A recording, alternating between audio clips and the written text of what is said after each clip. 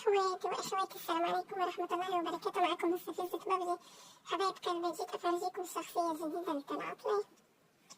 شايفين؟ هذا وريكم الصندوق الجديد.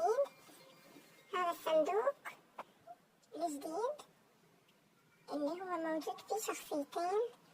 هتاكلكوا كيف؟ شايفين؟ هي شخصية الواد وشخصية البنت. انا بصراحة عجبتني شخصية البنت، اخترت البنت اني اخدها. شايفين؟ جامدة جامدة حبايب قلبي. وهاي شخصية الواد اللي عايز الواد بقى. هاي الصندوق الجديد. شايفين؟ اسم الشخصية بتاعت البنت مجموعة أميرة أشواك، وشخصية الواد اسمها مجموعة تويلايت. هاي شخصية الواد.